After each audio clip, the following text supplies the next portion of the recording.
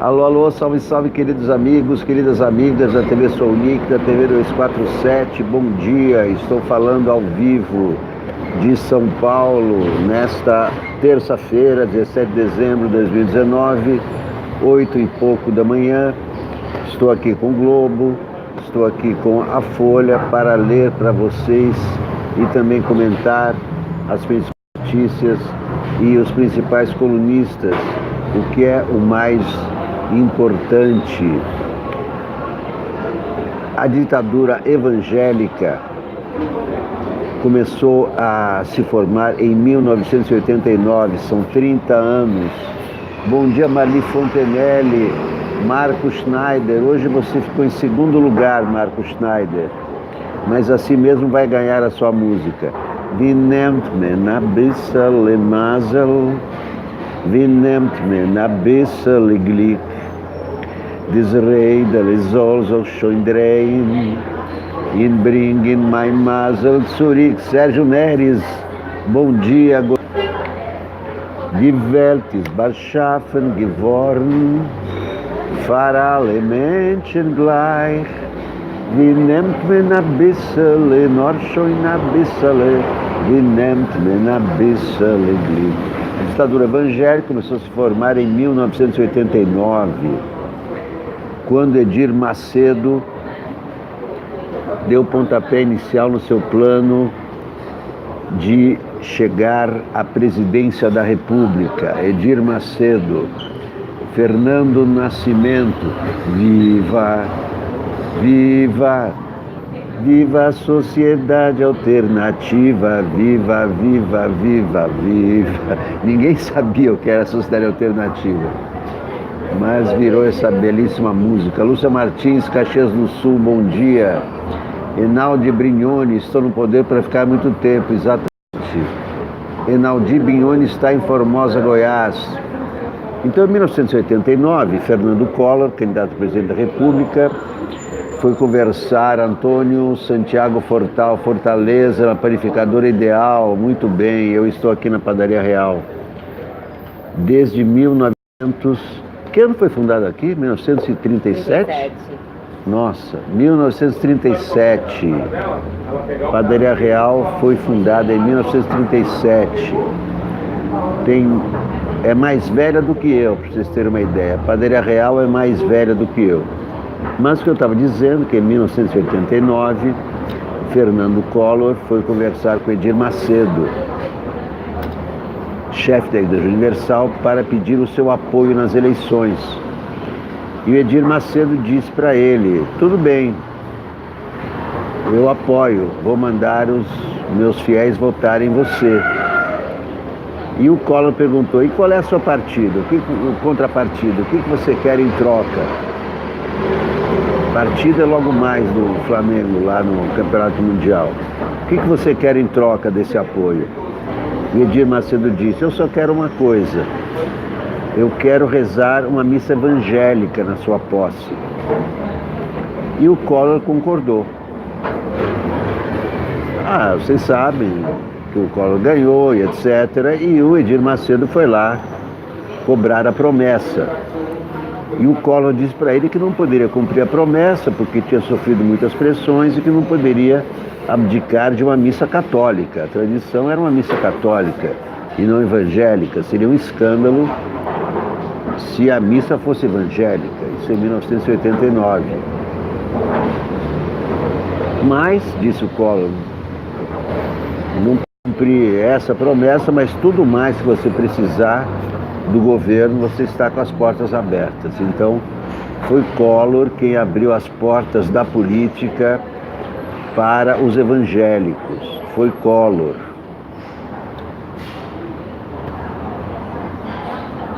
No dia da posse, claro, o Collor foi convidado, Edir Macedo foi convidado,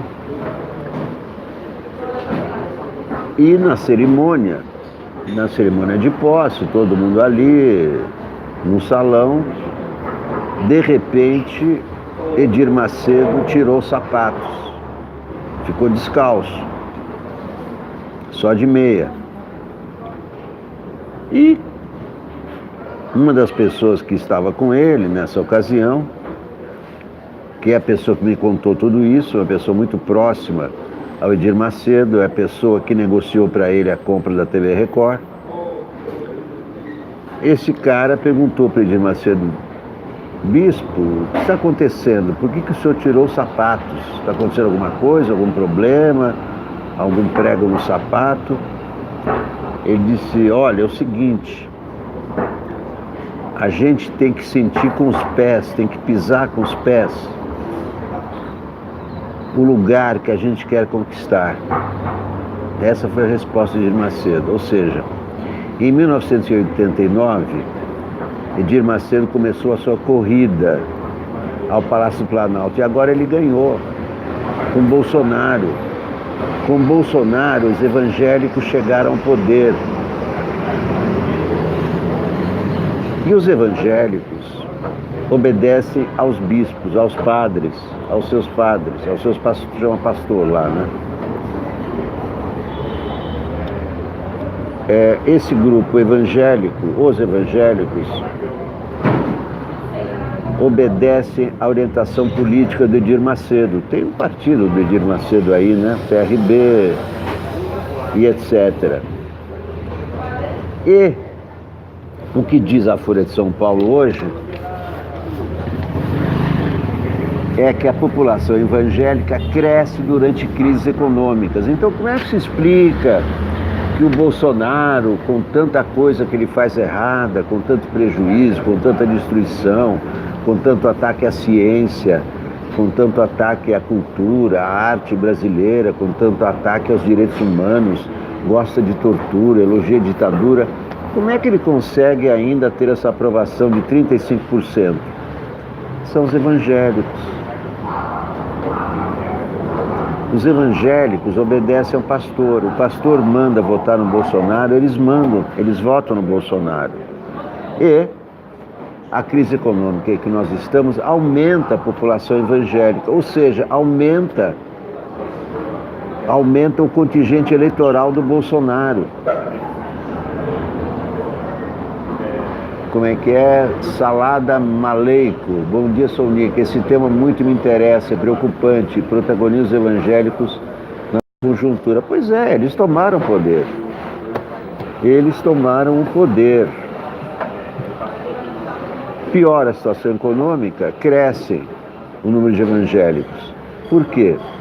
Porque as igrejas evangélicas oferecem uma oportunidade de emprego. Nem que seja pequeno, R$100, R$200, mas ali tem sempre alguma coisa para fazer. A outra coisa que a igreja evangélica oferece a possibilidade de qualquer um se tornar pastor e aí ganhar muito dinheiro, fundar sua igreja.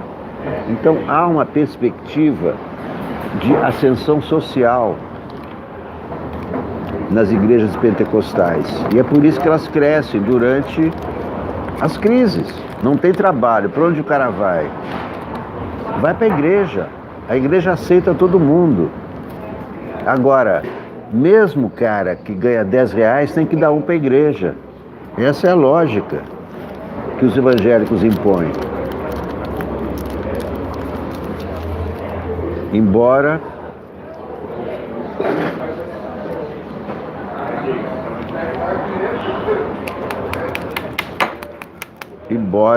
usem o quipá judaico, embora usem os símbolos judaicos, o que confunde, né?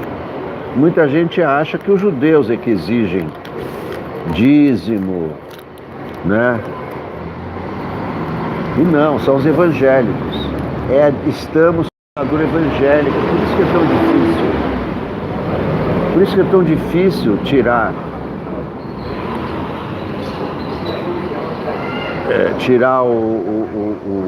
a aprovação do Bolsonaro. São os evangélicos. Ele tem 3 públicos fiéis: evangélicos, militares. E militares do primeiro escalão ao último. Que para os militares ele oferece o combate à esquerda, que é a principal pauta dos militares. Para os evangélicos, ele não precisa prometer nada. Os pastores é que mandam votar nele, já que ele é evangélico.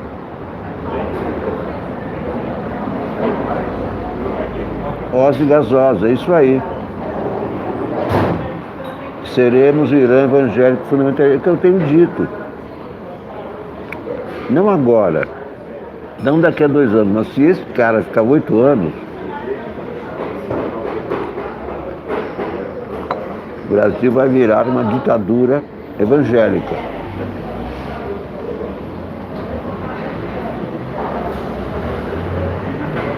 Salada maleico, além de explorar a fé dos mais humildes e mais informados e menos informados. E para o evangélico, não adianta você usar argumento racional para você dizer para o evangélico que Bolsonaro é ruim. Sim, porque evangélico é fé, é crente. Não usa argumento racional. Por isso que eu fico muito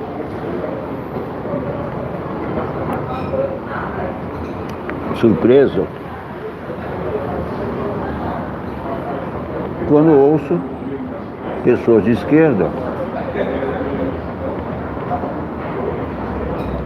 dizerem que basta a gente explicar para os evangélicos que o Bolsonaro está errado, que eles vão mudar de opinião, que eles vão mudar de lado.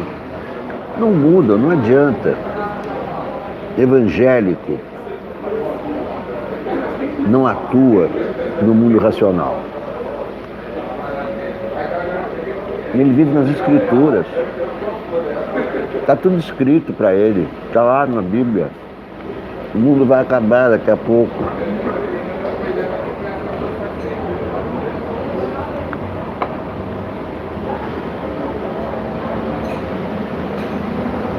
Essa é a nossa realidade. O verdadeiro ditador é o Edir Macedo, que terceirizou para Bolsonaro.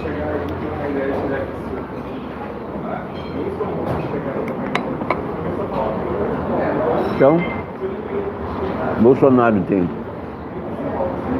evangélicos, militares, milicianos e WhatsApp, com 30 milhões de seguidores. E a esquerda, a oposição, preconiza combater Bolsonaro com argumentos racionais, conscientização, etc., enquanto o Bolsonaro está em campanha desde janeiro.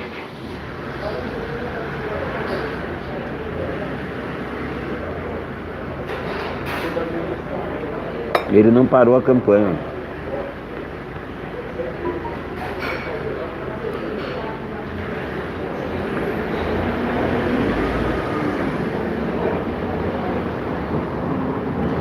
Leonardo, o Brasil virou um país de dementes. Salada maleico. Para os evangélicos, o governo do Crivella está ótimo. A Márcia arruma médico para eles. Pois é. E teve as isenções fiscais para as igrejas no Rio de Janeiro. Tudo que as igrejas precisarem, esse governo faz. Tanto o federal como o municipal do Rio de Janeiro.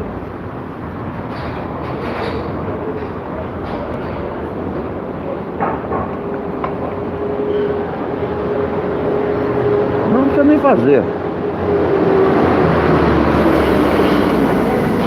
Quer dizer, o governo precisa fazer para os pastores, e aí os pastores mandam votar no Bolsonaro.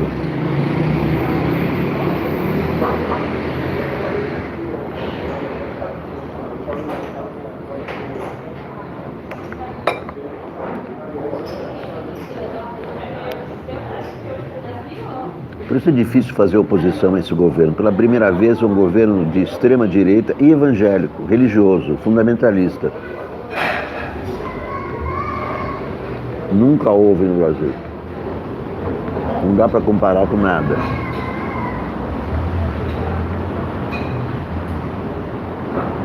O Cade Janjo está dizendo que tem medo dos evangélicos. Não é questão de ter medo. Eles não vão matar ninguém. Não é questão de ter medo. E eles são pacíficos. Eles não mandam matar.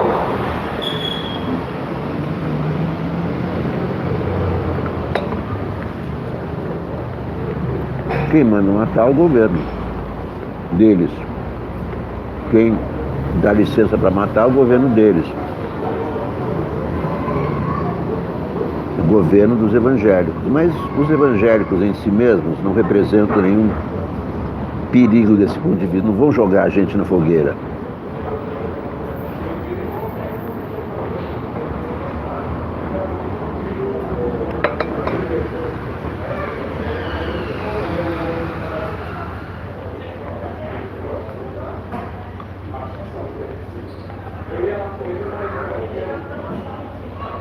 As igrejas evangélicas são QG conservador popular da extrema-direita. É isso mesmo. É o QG. Janete Mendes Alves. Eu saí da igreja quando vi evangélicos defendendo milicianos. Marco Schneider. Lembro que quase todos os tele-evangélicos, entre eles R.R. Soares e Edir Macedo, surgiram a partir da igreja Nova Vida, do canadense Robert McAllister. Esse é o primeiro bispo, entre aspas. Está complicado, disse Salada Maleco. Evangélicos e milicianos, essa é a base do Bolsonaro. Tem muita corrente evangélica intolerante que persegue ele. Claro, eles perseguem, isso é verdade. Eles perseguem as religiões afro, sim, isso sim, quebram imagens e tal. Mas não vão jogar a gente na fogueira, isso não.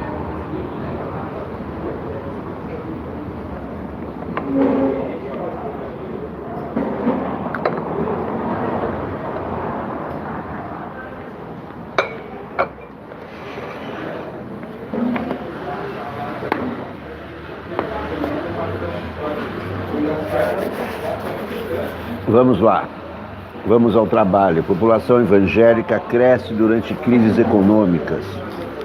O número de evangélicos tem crescido em períodos de crise, com reflexos na eleição de candidatos ligados a essas denominações. Aponta pesquisa que aferiu o impacto da abertura comercial dos anos 90 sobre as preferências religiosas da população brasileira. Uma simulação feita pelos autores a pedido da Folha indica que o aumento do desemprego e a queda de renda nas áreas afetadas pelo choque econômico explicam a expansão em cerca de 1.300.000 do total de fiéis pentecostais de 91 a 2000. Naquela década, o rebanho evangélico como um todo dobrou para 26 milhões. Tal movimento beneficiou políticos identificados com esse segmento e, segundo o estudo, tem levado a mais propostas de lei em temas como a oposição ao aborto e ao casamento gay, porque junto com os evangélicos vem essa pauta das catacumbas, a pauta das cavernas, a pauta da Idade Média. Esse retrocesso é a pauta evangélica.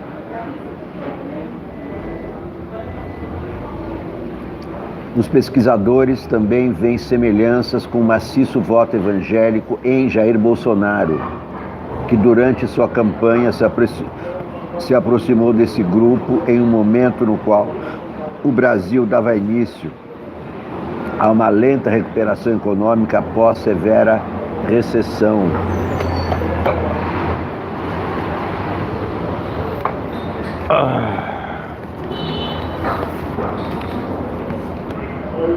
Reinaldo Azevedo escreve: atraso renitente ameaça o Brasil.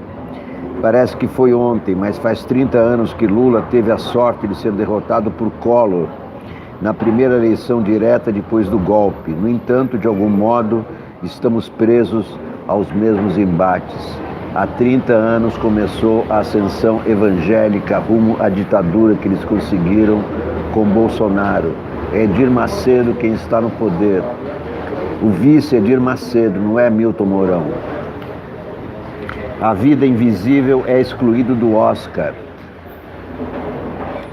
Pelos americanos, tá? Agora não se trata de censura do governo Bolsonaro, mas não tem condição, né?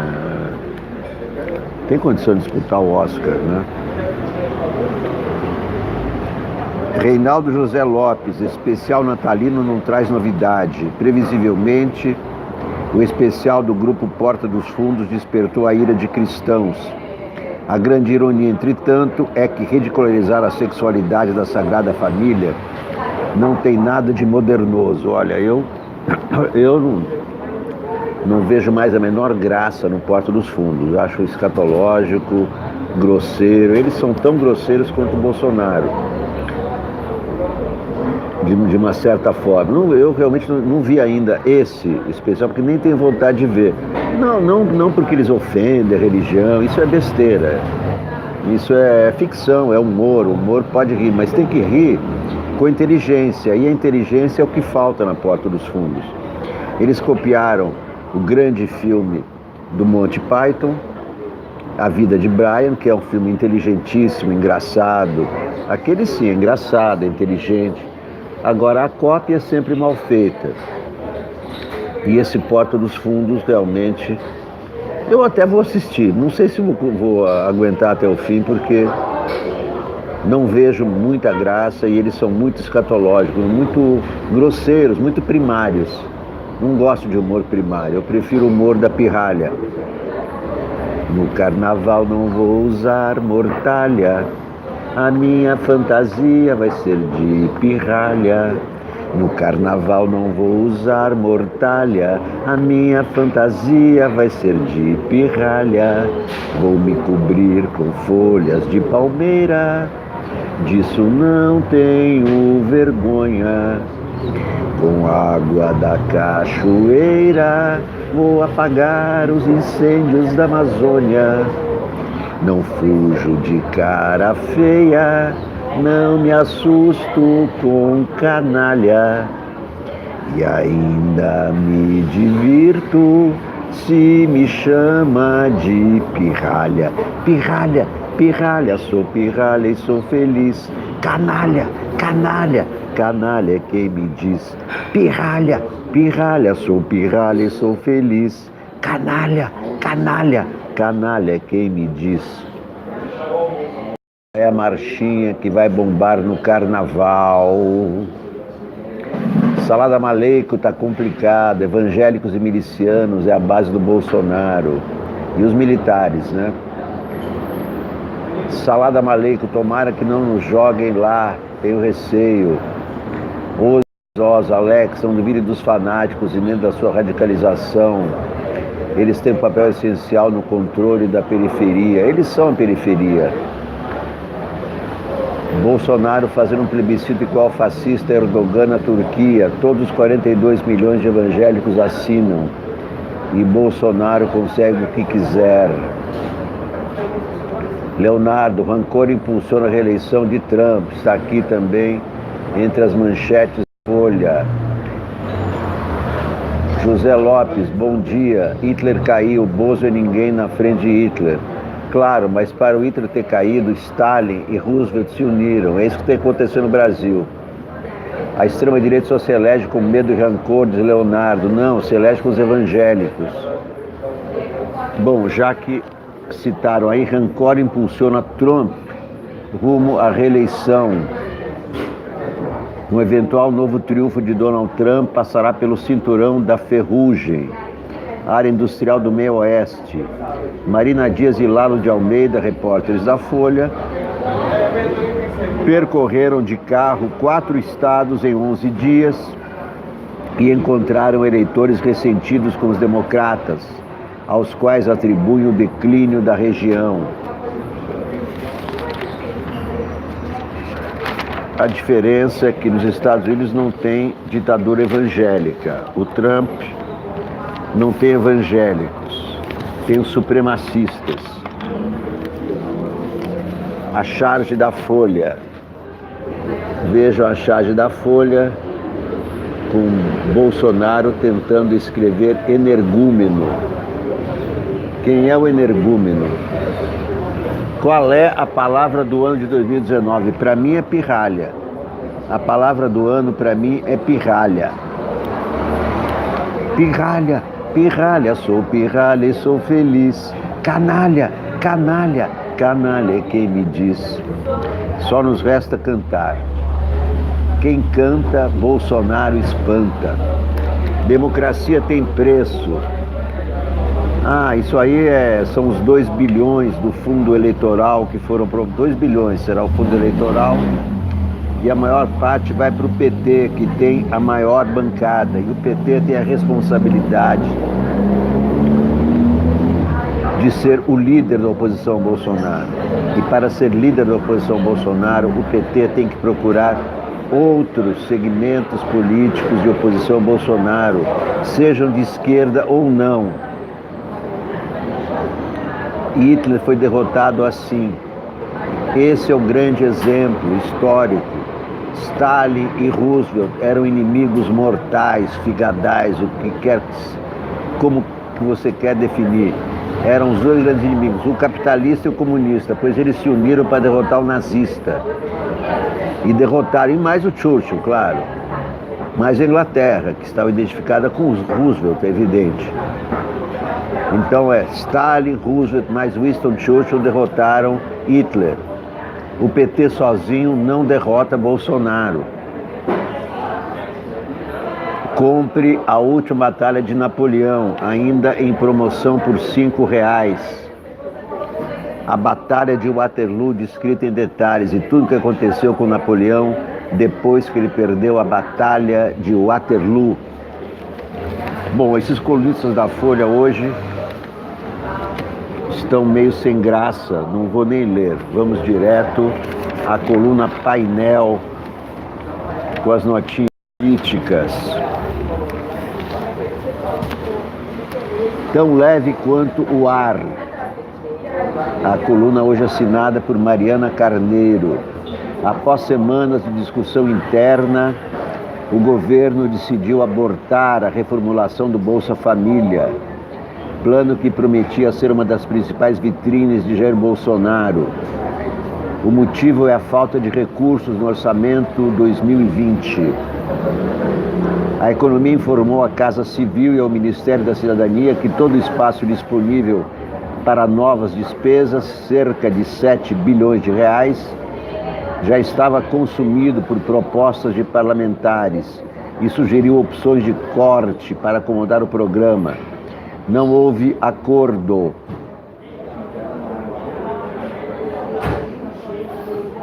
O ministro Luiz Roberto Barroso levará a apreciação do TSE na quarta-feira, amanhã, resolução sobre propaganda eleitoral em 2020. O texto deverá prever punição a campanhas que disseminem fake news. As vítimas serão reparadas segundo as regras de direito de resposta. Bom, mais uma vez vai se tentar barrar as fake news, mas é muito difícil. É muito difícil, porque quando se flagra fake news, ela já fez o estrago. Os disparos já foram feitos, as cabeças já foram feitas. E punir a posteriori, não sei se adianta muito, porque aí o objetivo já foi alcançado. O efeito manada já foi alcançado. É difícil combater fake news, como é difícil combater a ascensão dos evangélicos. Bom, liderança do PSL, eu já estou cansado desse embate. Saiu a Joyce e voltou Eduardo Bolsonaro. Olha o Eduardo de boné, será que ele é? Será que ele é? Olha o Eduardo de boné, será que ele é? Será que ele é? Será que ele é fã do Trump? Será que é doente do pé? Ele só fala em AI-5. O que ele quer esconder? Corta o mandato dele, corta o mandato dele, corta o mandato dele, corta o mandato dele. Como vocês estão percebendo, já estou me preparando para o carnaval. E vocês? Já estou em contagem regressiva para o carnaval 2020. O carnaval da pirralha. Vamos colocar a pirralha no primeiro lugar nos Trend Topics do carnaval 2020. No carnaval não vou usar mortalha, a minha fantasia vai ser de pirralha. No carnaval não vou usar mortalha, a minha fantasia vai ser de pirralha. Vou me cobrir com folha de palmeira, disso não tenho vergonha. Com água da cachoeira, vou apagar os incêndios da Amazônia. Não fujo de cara feia, não me assusto com canalha. E ainda me divirto se me chama de pirralha. Pirralha, pirralha, sou pirralha e sou feliz. Canalha, canalha, canalha é quem me diz. Pirralha, pirralha, pirralha e sou feliz. Canalha, canalha, canalha é quem me diz. Bom, essa marchinha já está nas mãos de Celso Sim, grande cantor do Grupo Oficina, que vai gravar essa marchinha no vídeo que ficará disponível aqui na TV Sounic. Em breve, Pirralha. Este vai ser o Carnaval da Pirralha. Conto com vocês para divulgarem para todos. Este ano vai ser o Carnaval da Pirralha. Há 30 anos atrás, o renitente ameaça o Brasil, escreve Reinaldo Azevedo, uma matéria imensa.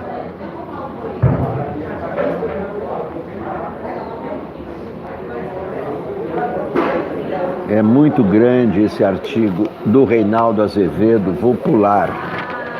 Artigo do Reinaldo Azevedo, vou pular. Dívidas de entidades religiosas com a União chegam a 460 milhões. Isso é dívida de evangélicos. Vamos ver o que se trata. De 1.283 igrejas devedoras, 23 devem mais de 1 milhão cada uma.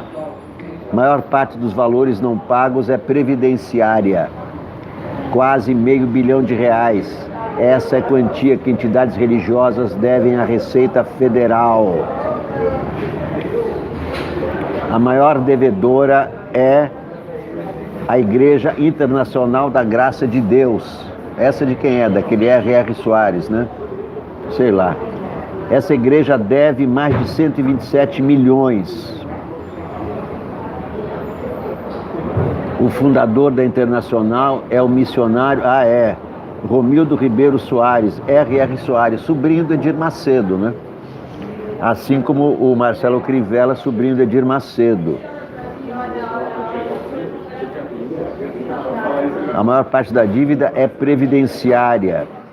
A segunda entidade que mais deve à Receita é a Igreja Mundial do Poder de Deus, aquela do Valdemiro Santiago, o homem do chapéu, o vaqueiro. Outro da ex-Igreja Universal. São todos filhotes da Igreja Universal. A Mundial deve mais de 83 milhões à Receita. 5,7 milhões são apenas de contribuições não pagas de FGTS. A terceira maior devedora é a católica Sociedade Vicente Palotti, com sede em Santa Catarina. Então, as duas principais são evangélicas e tem uma católica. E não tem nenhuma sinagoga, né? Porque sinagoga não se mete nisso. Vamos rapidamente. Não vou nem ler sobre os Estados Unidos, mas se o Trump escapar do impeachment, ele se reelege, é o que está dizendo a matéria ali. Vamos ver a Mônica Bergamo.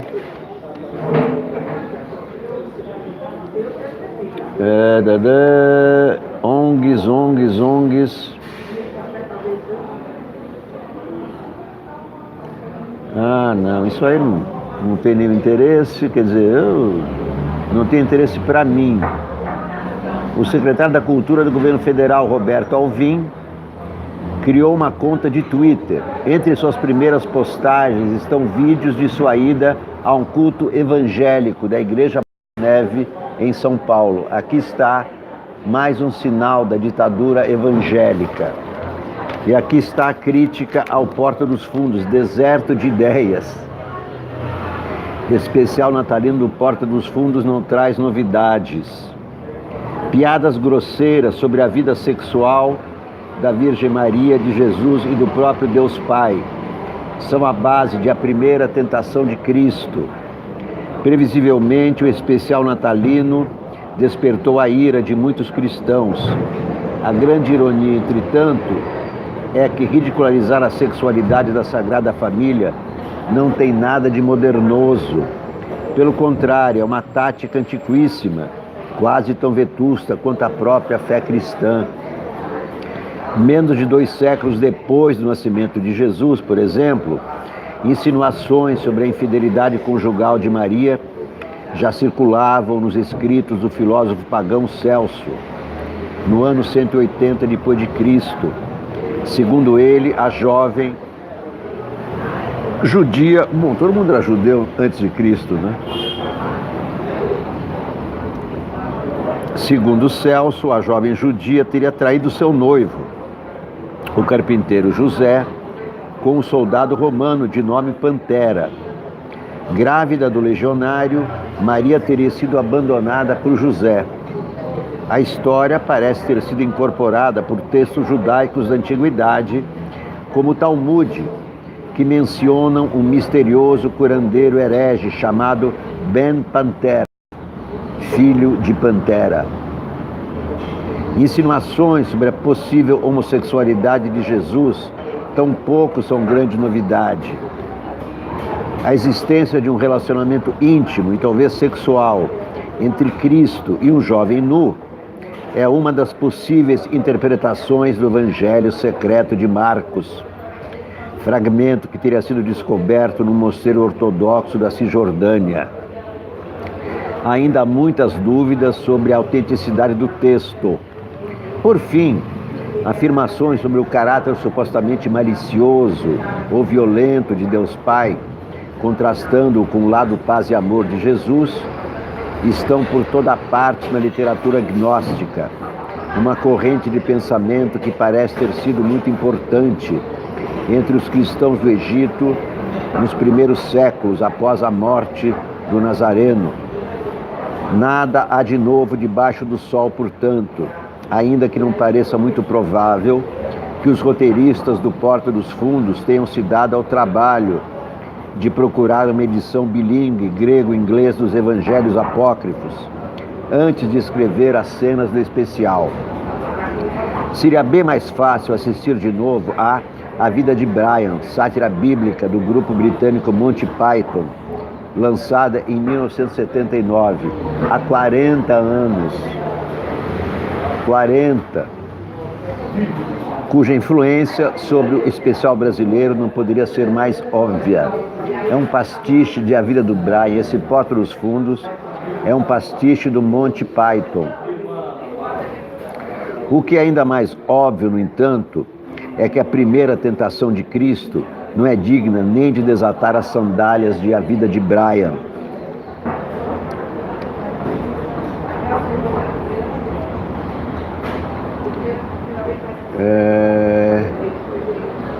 Então aqui ele conta alguns trechos da vida de Brian, que são inteligentes, engraçados. Matrix com o Exorcista e os Trapalhões.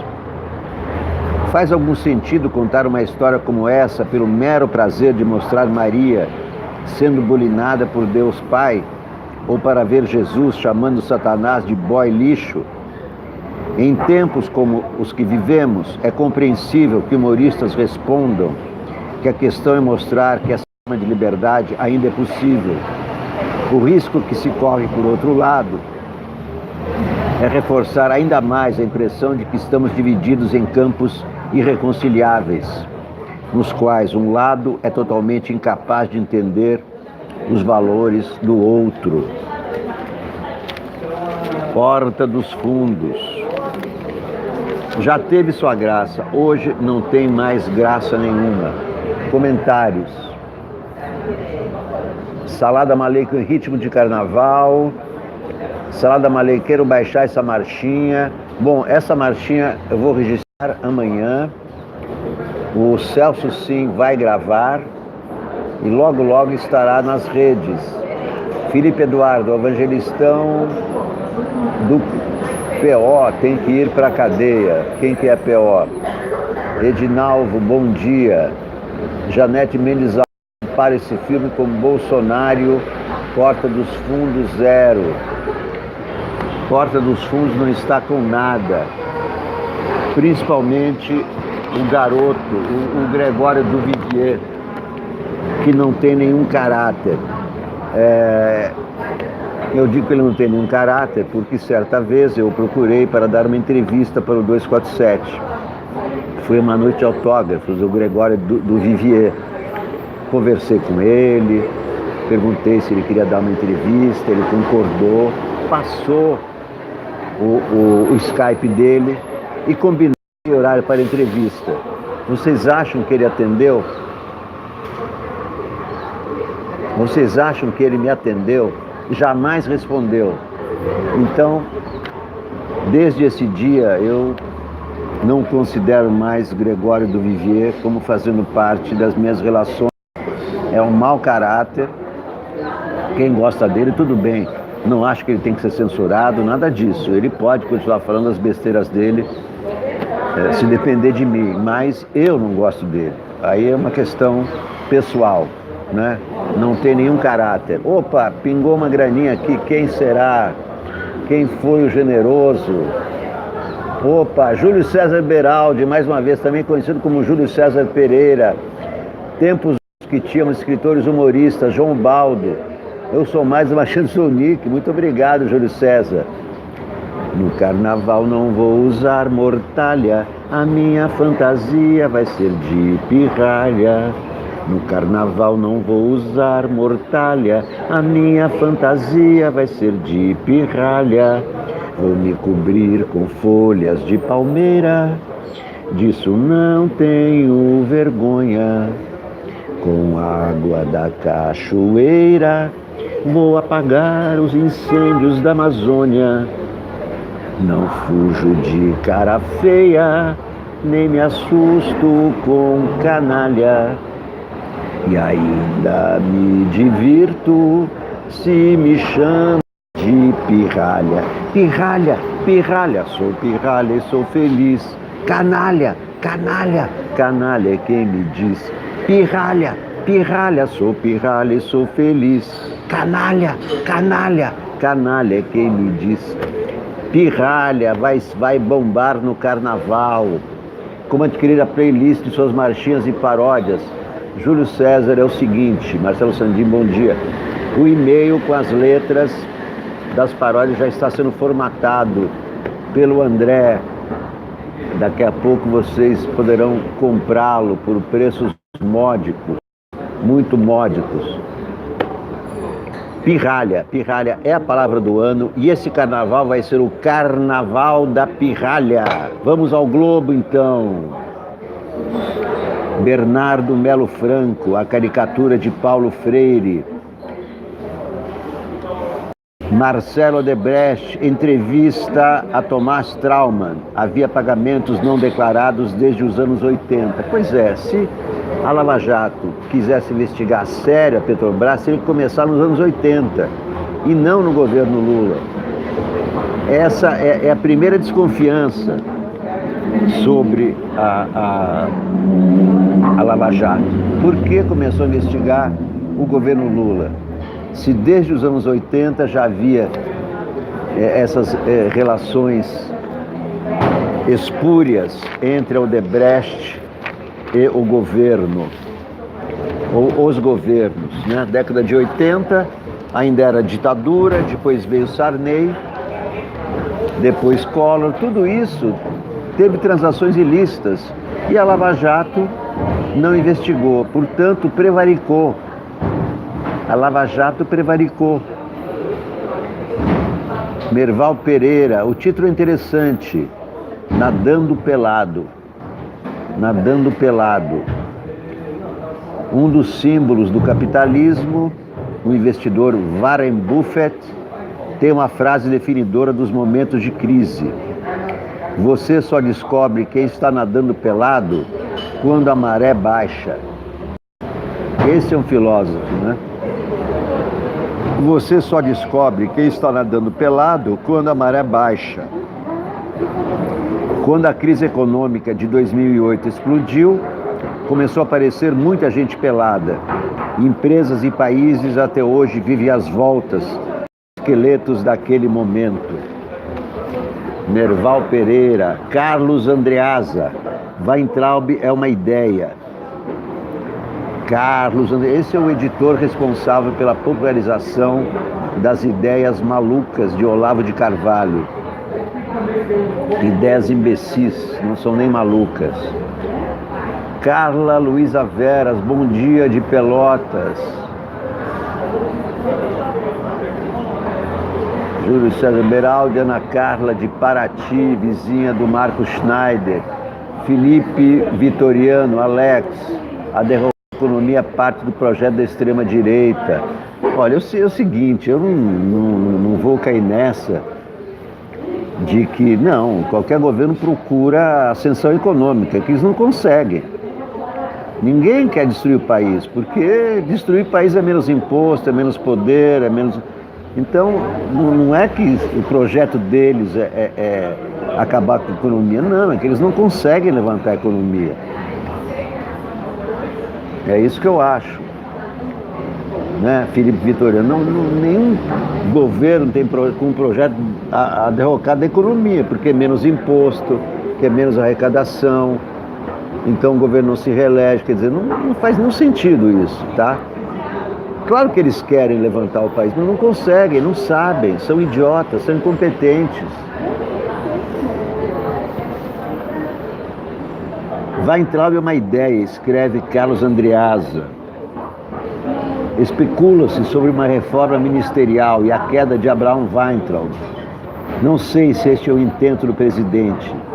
Sei que a campanha contra o ministro da Educação tem por fonte, por cérebro e motor, a ala ideológica do governo, a que dá formulação e discurso ao bolsonarismo e que ocupa território privilegiado, falando ao ouvido de Jair Bolsonaro no Planalto. Sei também que este grupo não age, jamais agiu em quase um ano, sem o aval do presidente e que nunca rachou. Terá sido a primeira vez? Não faltam elementos a expor a fervura do óleo na panela amiga em que se quer empanar o ministro. Isso não significa, porém, que Weintraub cumpra mal a missão que lhe foi designada. Bolsonaro estimula os conflitos internos. Há métodos de forma como multiplica inseguranças entre auxiliares. Ninguém estaria tão firme. O vai-vem de sua palavra, o modo como provoca confrontos, inclusive entre colaboradores, os mais graduados, tem como meta também desautorizá-los. Ele o faz em público, distribui derrotas. O mais forte no núcleo duro governista é o menos fraco. Já escrevi nesta coluna sobre a lógica do fusível, com a qual o presidente gere ministros. O fusível é um dispositivo cuja existência consiste em ser o anteparo condenado a queimar, para que queimado não seja o sistema, para que protegidos restem governo e governante. Bolsonaro não hesita em atropelar acordos firmados por delegados seus sob sua chancela, se puderem ser entendidos como triunfos em excesso da agenda de um assessor.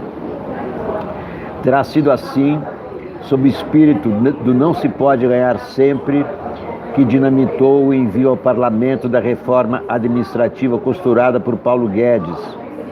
Foi assim que não mobilizou nem sequer minuto contra a diluição, a perda de identidade do pacote anticrime de Sérgio Moro. Isto enquanto articulava para secar a independência lavajatista do ministro da Justiça, o popular ex-Moro, e transformá-lo no que ora é, espécie de advogado do bolsonarismo. O Moro é o advogado do fascismo.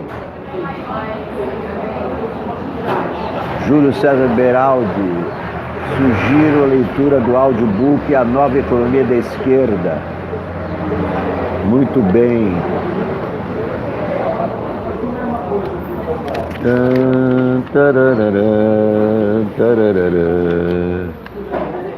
No carnaval não vou usar mortalha, a minha fantasia vai ser de... Opa, mais uma graninha que pintou, vamos ver quem foi. Alma boa de Setsuan, Antônio Mário de Souza. Muito obrigado, Antônio Mário de Souza, de São Sebastião, aqui do litoral de São Paulo, litoral norte, que ganhou o livro do Vinícius, não foi? Antônio Mário de Souza, Garoto de Ipanema. Muito obrigado, Antônio Mário de Souza. Podem fazer como Antônio Mário, tá? Joguem uma graninha aí que vocês puderem. Comprem a última Batalha de Napoleão, porque é um belo presente de Natal. Cincão, com R$50 você presenteia 10 pessoas. E é legal, porque é um livro histórico, baseado em jornais de 1815, conta toda a Batalha de Napoleão. Não é uma ficção, é a realidade. É teatro verdade. É muito barato, não é? O que você compra por R$5 de presente de Natal? Um bombom sonho de valsa? Não compra nem um tablete de chocolate por R$5, mas compra a última Batalha de Napoleão e distribui para os amigos, para a família. Não é uma boa ideia? Comprem, R$5 apenas.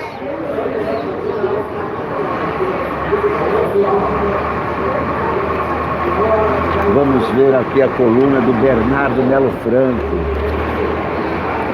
meu colunista de cabeceira. Eu queria escrever como Bernardo Melo Franco. Olha, o Júlio César Beraldi já leu e está recomendando a última Batalha de Napoleão. É ótimo, pessoal. César é insuspeito para recomendar.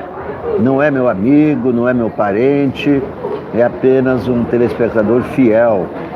Eu acho que é o mais fiel ainda da TV Sonic, segundo as estatísticas.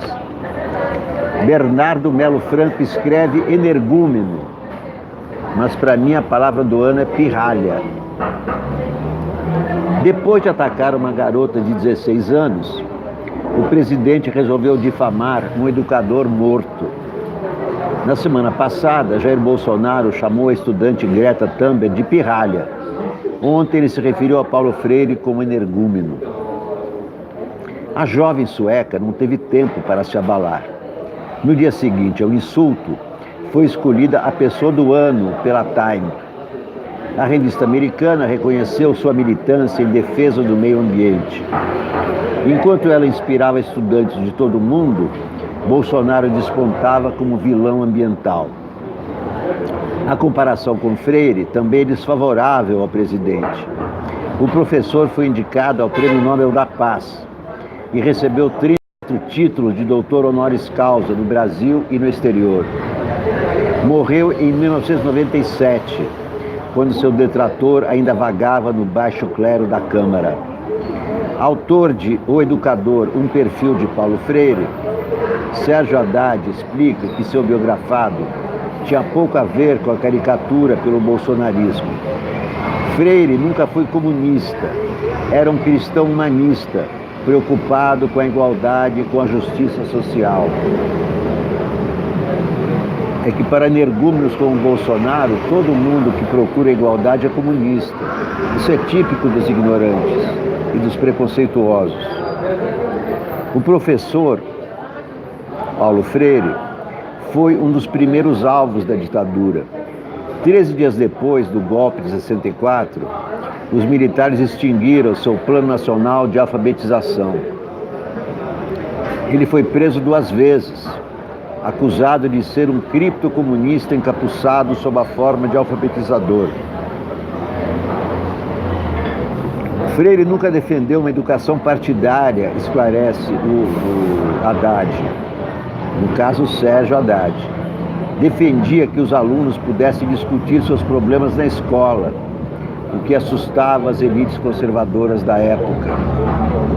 Agora que estamos vivendo outro momento de intolerância, ele passou a ser usado como bode expiatório para nossos fracassos no setor. Isso faz parte do universo das fake news. O dicionário Wise define energúmeno como pessoa que age com violência, de forma irracional, brutal, desequilibrado, desatinado, indivíduo ignorante, boçal, imbecil. A palavra não combina com um professor que se dedicou à causa da alfabetização. Parece se encaixar melhor em políticos que desprezam a educação, a cultura e o conhecimento. No carnaval não vou usar mortalha, a minha fantasia vai ser de pirralha. No carnaval não vou usar mortalha, a minha fantasia vai ser de pirralha. Vou me cobrir com folhas de palmeira, disso não tenho vergonha. Com água da cachoeira, vou apagar os incêndios da Amazônia. Não fui de cara feia, nem me assusto com canalha. E ainda me divirto se me chama de pirralha. Pirralha, pirralha, sou pirralha e sou feliz. Canalha, canalha, canalha é quem me diz. Pirralha, pirralha, sou pirralha e sou feliz. Canalha, canalha, canalha é quem me diz. Vamos ver então. Após pesquisa Datafolha, apoio de PDT e rede a Freixo esfria. Animadas com resultados, siglas tendem a lançar candidaturas próprias em 2020. Costurada pelo deputado Marcelo Freixo, a unidade da chamada Frente Progressista no Rio de Janeiro ficou mais distante após a divulgação da pesquisa Datafolha no domingo. Freixo, que diz contar com apoio do PT, viu esfriarem as conversas com o PDT e com a rede, que amadureceram a ideia de lançar candidaturas próprias no ano que vem. Freixo aparece com 18%, tecnicamente empatado na liderança com Eduardo Paes, que tem 22%. A margem de erro é de 3 pontos. A deputada estadual Marta Rocha, que chegou a ser cogitada como vice de Freixo, está com 7. Eduardo Bandeira de Mello, ex-presidente do Flamengo, tem 6%. O desempenho de Bandeira foi recebido com animação no Partido Rei. Pois é, nem a esquerda consegue se unir para as eleições de 2020. Nem a esquerda consegue se unir. Eloy Menezes, bom dia, Blue Butterfly. Greta tirou pirralha do Bozo para colocar o que Trump falou sobre ela. Mira Fávero, bom dia, Felipe Vitoriano. Alex, você sabe nos falar sobre a frustrada greve dos caminhoneiros que deveria ter acontecido ontem? Até mesmo veículos muito pouco foi falado. Eu sou contra a greve de caminhoneiros. A greve não aconteceu porque a greve foi convocada pela CUT. E os caminhoneiros são de direita. Os caminhoneiros pediam intervenção militar. Os caminhoneiros são bolsonaristas e quem convocou a greve foi a CUT. E a CUT, aqui entre nós, não tem mais aquela força que tinha no passado para convocar greve alguma. E eu também não sei por que a CUT vai se meter a patrocinar uma greve de bolsonaristas. Então, com essa confusão que houve, convocada pela CUT, os caminhoneiros são bolsonaristas, a greve não aconteceu. Melhor assim. Porque greve dos caminhoneiros só prejudica a nós todos, a nós os pobres, a nós os pirralhos.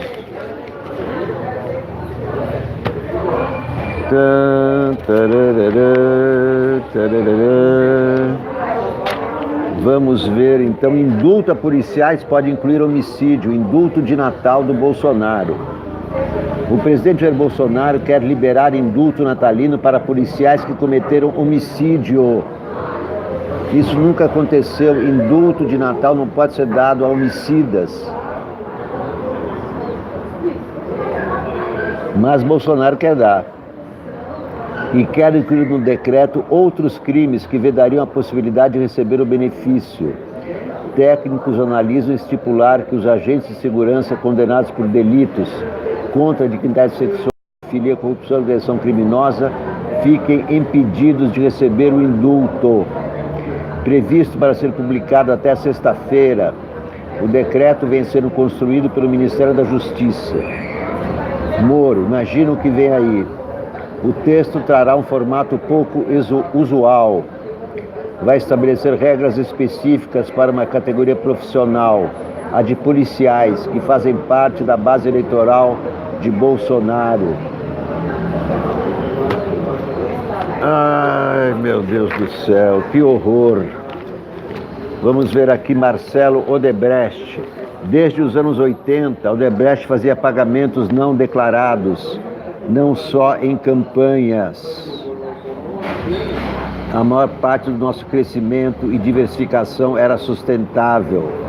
A internacionalização da companhia que vinha desde os anos 80, a Braskem, óleo, gás, mas nos aventuramos no setor de etanol a pedido do governo e tivemos muito prejuízo, assim como no estaleiro da Bahia.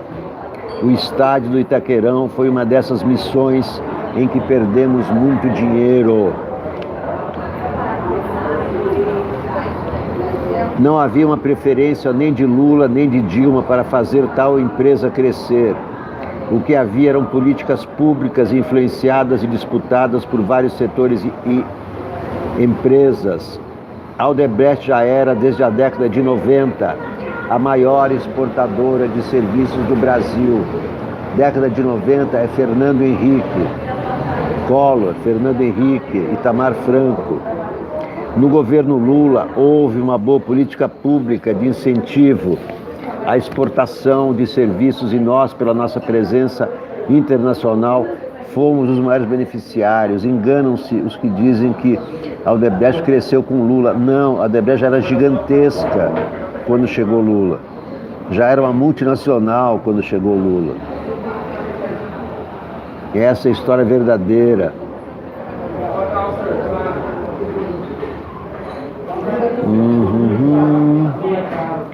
Vamos ver aqui.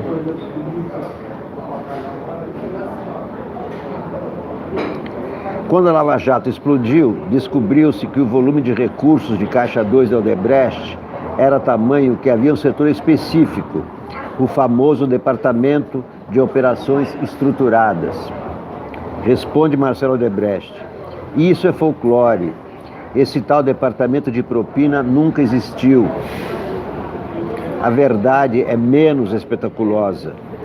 Desde os anos 80, bem antes do meu ingresso na empresa como estagiário, havia pessoas na Odebrecht que apoiavam os executivos na realização de pagamentos não contabilizados.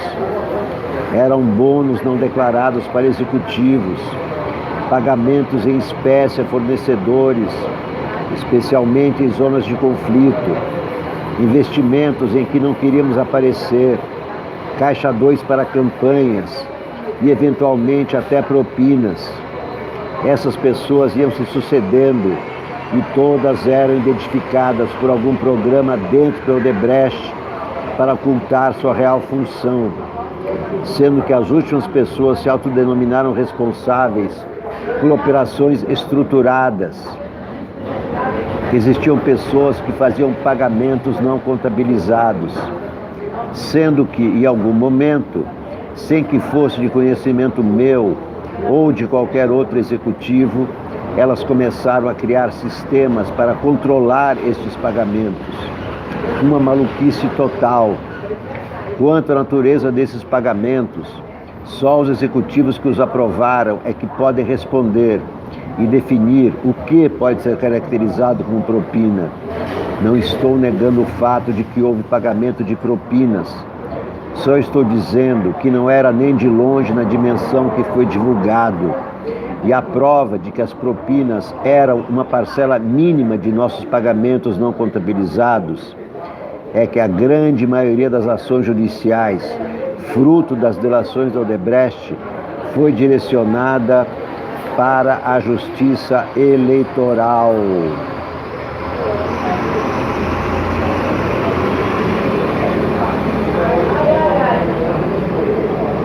Nós, da Odebrecht, cometemos nossos dois grandes pecados: a falta de transparência do Caixa 2 e a crença de que os fins justificavam os meios. Qual é o futuro da Odebrecht? Primeiro, temos que vencer o desafio da recuperação judicial e levantar o moral da nossa tropa, voltando a valorizar a nossa cultura empresarial. Tinha um antigo diretor nosso que dizia: enquanto tiver bala, atire. E é isso que temos que fazer. Essa entrevista de Marcelo Odebrecht contando que as propinas não começaram no governo Lula, começaram nos anos 80, muito antes de Lula. E a Lava Jato prevaricou ao não investigar os anos 80, ao não investigar a Petrobras desde os anos 80, e sim só a partir do governo Lula. Esse é mais um dos indícios da suspeição de Sérgio Moro na condenação de Lula, que deverá ser anulada, mas só quem pode anular é o STF. E a anulação por suspeição, que iria a julgamento este ano, não vai mais. Vai no ano que vem. Não se sabe exatamente quando, sendo que em setembro do ano que vem, o presidente Toffoli sai e entra Luiz Fux, que é um lavajatista convicto. Pintou mais graninha aqui, vamos ver. Cláudia Alves, muito obrigado. Espetacular essa sua manhinha, será sucesso. Muito obrigado, estou precisando de grana mesmo. É Cláudio Alves, desculpe, Cláudio, puxa vida. Não é Cláudia não, Cláudio Alves. Espetacular a sua marchinha, muito obrigado. Muito obrigado. Blue Butterfly, meu avô de 73 anos foi tataravó. O Trump tem idade de ser tataravô da Greta. Não, aí já é demais, né? Tataravô não, tem idade para ser o avô. Janete Medeiros pergunta: cadê o Queiroz? Cadê o Queiroz? Cadê o Queiroz? Butterfly, esses velhos ricos que casam com mulheres novas só para desfilar troféu, eu tenho nojo. As mulheres ricas fazem a mesma coisa. Qualquer mulher que fica milionária faz a mesma coisa que os homens. Vejam a, por exemplo, milionária, ela troca de namorado a toda hora. Esse machismo relacionado ao poder econômico não é privilégio dos homens, é o ser humano que é assim. As pessoas que ainda viveram muito pouco não percebem que o ser humano, que nós todos temos todas as características do ser humano. Todos somos egoístas, todos somos egocêntricos, todos somos machistas, mas depende da medida. Alguns extrapolam nos quesitos. Mas todos esses defeitos que vocês veem por aí, todas as virtudes, estão em todos os seres humanos. Estão em nós todos. Nós gostamos muito de apontar as falhas dos outros, mas não percebemos as nossas, ou não queremos perceber, ou não levamos em conta, ou preferimos esquecer, seja bebendo, seja como for. Mas nós todos temos todos esses defeitos, só que depende dos graus. Depende dos graus, né? Depende da porcentagem no nosso DNA desses defeitos. Melânia, ela nem encosta no Trump porque ele é nojento, diz Blue Butterfly. Eu não sei da vida íntima do Trump, nem da vida íntima da Melânia. Mas olha, é o seguinte, esse ano é o ano da pirralha e esse vai ser o carnaval da pirralha. Vamos cantar juntos a marchinha de 2020. Pirralha, pirralha. No carnaval não vou usar mortalha, a minha fantasia vai ser de pirralha. No carnaval não vou usar mortalha, a minha fantasia vai ser de pirralha. Vou me cobrir com folhas de palmeira, disso não tenho vergonha. Com a água da cachoeira, vou apagar os incêndios da Amazônia. Não fujo de cara feia, nem me assusto com canalha. e ainda me divirto. Se me chama de pirralha, pirralha, pirralha, sou pirralha e sou feliz. Canalha, canalha, canalha é quem me diz. Pirralha, pirralha, sou pirralha e sou feliz. Canalha, canalha, canalha é quem me diz. Tanta no carnaval não vou usar mortalha.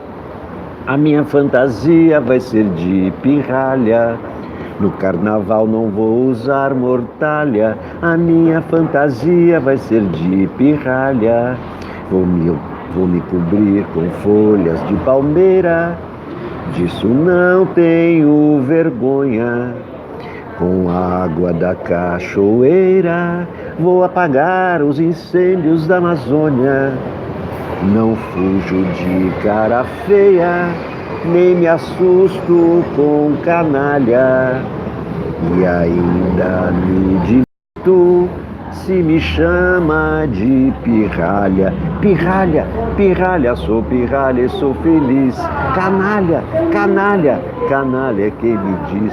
Pirralha, pirralha, sou pirralha e sou feliz. Canalha, canalha, canalha é quem me diz tanta. Queridos amigos, queridas amigas, depois do jogo do Flamengo, uma vez Flamengo, sempre Flamengo, às 12h30 da tarde, semifinal da Copa do Mundo de clubes. Atenção, não é Copa do Mundo de países, então não tem essa de torcer pelo Brasil. É a Copa do Mundo de times. Tanto que vários brasileiros jogam no Liverpool. Firmino joga no Liverpool, Alisson joga no Liverpool, Fabinho joga no Liverpool. Portanto, não me venham com essa de que o jogo, como fala o Galvão, Flamengo é o Brasil na Copa. Não é o Brasil na Copa. Flamengo é o Flamengo. Uma vez Flamengo, sempre Flamengo, sempre Flamengo, até perder, perder, perder, tarararará, na terra e no mar. Então é o seguinte, depois do jogo, que começa às 12h30, Júlio César Beraldi, Vascaíno, vocês não precisam torcer pelo Flamengo, porque o Flamengo é Brasil. Não, não é jogo entre países, vou repetir. O Liverpool tem vários brasileiros, então torcer pelo Liverpool é também torcer pelo Brasil, porque há vários brasileiros que jogam na seleção. Portanto, não se constranjam, não se sintam traidores por não torcer pelo Flamengo hoje, tá certo? São dois times que estão disputando. Aliás, hoje não é nem o Liverpool, hoje é o Al Hilal, da não sei da onde, da Arábia Saudita, não sei de onde que é. Então não é disputa entre países, não se sintam traidores do Brasil por não torcerem contra o Flamengo, porque é um campeonato de clubes. Campeonato de clubes. Se fosse entre países, no Liverpool não poderiam jogar brasileiros, mas jogam. O melhor goleiro do mundo, que é o Alisson, está no Liverpool. Firmino está no Liverpool. Júlio César pergunta, se fosse Corinthians, você torceria como palmeirense? Não vou, eu torço pelo meu time. Se fosse o Corinthians no Campeonato Mundial, também não é o Brasil. É o time Corinthians, como hoje é o Flamengo, é o time Flamengo. Se o Palmeiras estivesse na final do Mundial, os palmeirenses torceriam pelo Palmeiras, não os corintianos. Você já viu o corintiano torcer pelo Palmeiras? Só torce pelo Palmeiras quando o resultado pode favorecer o Corinthians. Tá certo? Natália Brito é flamenguista, vencer, vencer, vencer. Parabéns a você, claro, Natália Brito, torcedora do Flamengo, que merecidamente foi o campeão brasileiro deste ano.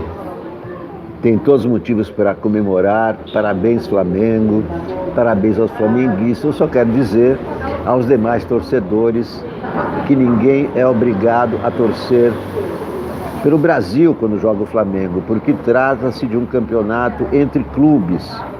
O Flamengo não está representando o Brasil, está representando o Flamengo. Tanto hoje, e se passar hoje do Al-Ahly, nem sei o nome, como é que se fala, domingo deve ser a final, né? Com o Liverpool. Júlio César está se queixando que nós levamos o Luxemburgo do Vascão. Não, o Luxemburgo é que saiu do Vasco, né? Primeiro o Luxemburgo deixou o Vasco e aí o Palmeiras foi lá e contratou, porque, convenhamos, o São Paulo estava querendo contratar, é muito arrogante. É muito arrogante, é muito mau caráter, é um cara que não sorri. As exigências que ele fez foram totalmente extravagantes. Ele é muito antipático.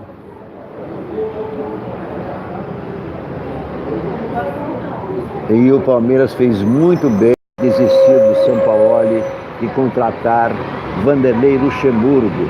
Queridos amigos, queridas amigas, por favor, se inscrevam, não se esqueçam, compartilhem, deem muitos likes. Estou vendo aqui que tem muitos likes, sempre tem mais likes que audiência. Júlio César Beraldi disse que Júlio César é esquerdão, o nome dele é homenagem a Rosa Luxemburgo. Pois é, mas isso os pais dele é que eram militantes de esquerda, não ele nunca foi de esquerda, quer dizer, nunca se manifestou dessa maneira, né?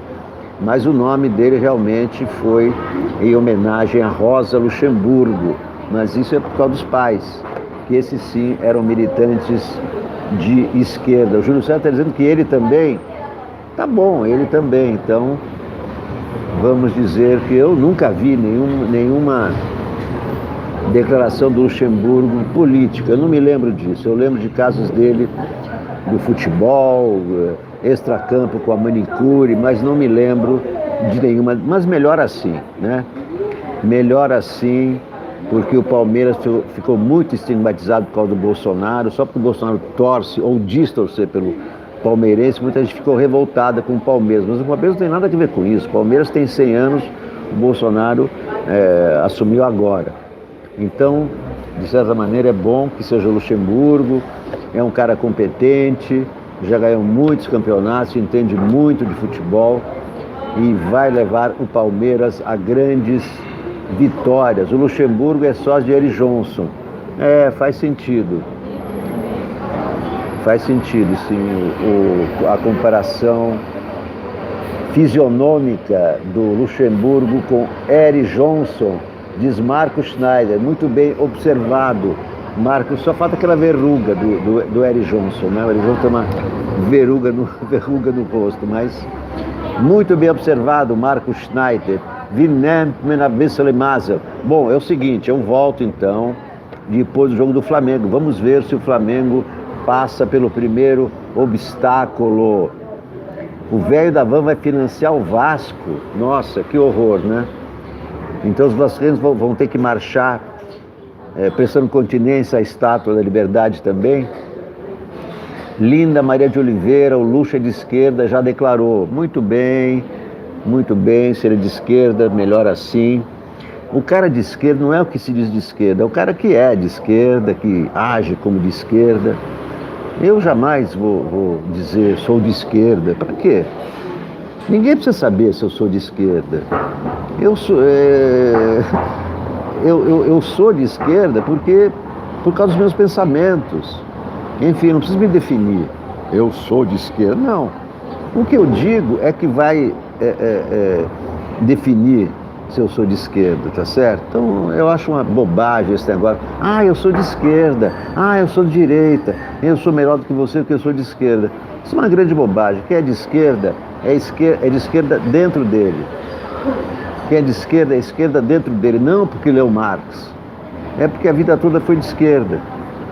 De esquerda no comportamento. Esquerda para mim é liberdade. A primeira coisa, o primeiro artigo, digamos assim, né, do manual da esquerda é liberdade, não patrulhar os outros, não apontar os outros, não estigmatizar os outros, aceitar outras opiniões. Isso é que ser de esquerda. É ser dentro de você de esquerda. Não ser de esquerda porque leu Marx, não ser de esquerda porque leu Rosa Luxemburgo, não ser de esquerda porque concorda com o que disse fulano, ou porque é bonito ser de esquerda. Né? Quem é de esquerda, é como ser judeu. Eu sou judeu porque minha mãe é judia, não porque judeu. Não preciso dizer eu sou judeu. Eu canto em Yiddish, tá bom? Wie nimmt man a bissel Mazel, wie nimmt man a bissel Glück. Desrede soll sich schon drehen, in bringen mein Masel zurück. Die Welt ist bald schaffen geworden, für alle Menschen gleich. Wie nimmt man ein bisschen, noch schon ein bisschen, wie nimmt man ein bisschen Glück. Muito obrigado a todos. Até logo mais à tarde, depois do jogo do Flamengo. Tchau.